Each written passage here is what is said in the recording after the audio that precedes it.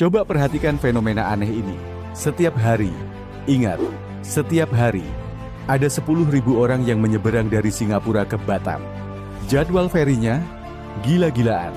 Tiap 30 sampai 60 menit sekali berangkat. Ini udah bukan kayak jadwal kapal laut. Ini lebih sering daripada MRT di beberapa negara. Saking membludaknya, November 2025 kemarin, operator feri sampai buka rute baru ke Bengkong. Padahal rute ini udah mati bertahun-tahun. Kenapa tiba-tiba hidup lagi? Karena demand-nya meledak.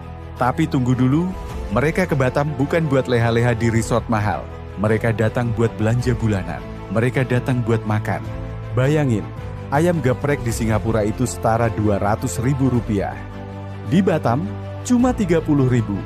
Seafood, di sana Rp800.000, di sini cuma Rp200.000. Belanja grocery sebulan di Singapura bisa 5-6 juta rupiah. Di Batam, 2 juta udah cukup banget.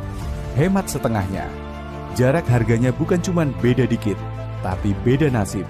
Dan yang lebih menarik lagi, ini bukan tren sementara. Ini udah jadi rutinitas. Weekend ritual.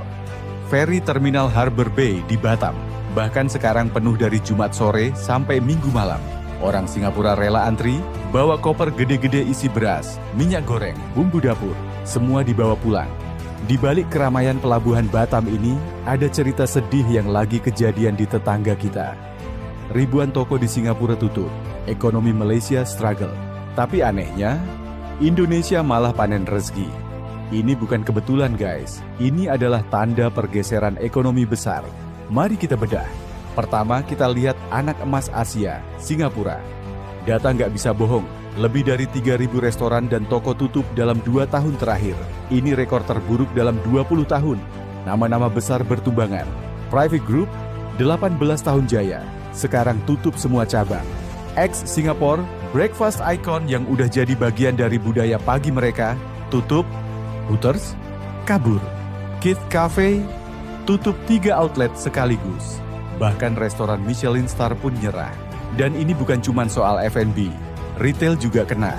Januari 2026 aja, baru sebulan jalan tahun ini, 85 toko retail dan 95 restoran tambahan tutup dalam sebulan. Kenapa?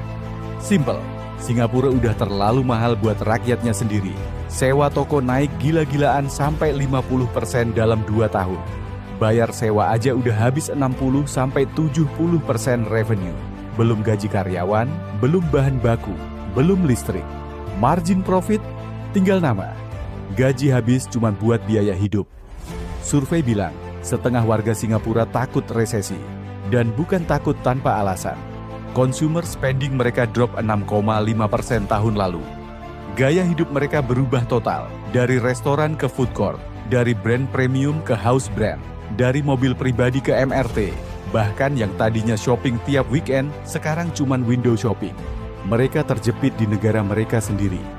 GDP growth Singapura anjlok dari 2,5% jadi cuma 1-3% proyeksi tahun ini. Paling rendah di ASEAN. Ribuan pekerjaan hilang. 3.200 di sektor retail aja. Solusinya, lari ke Indonesia buat bernapas. Oke.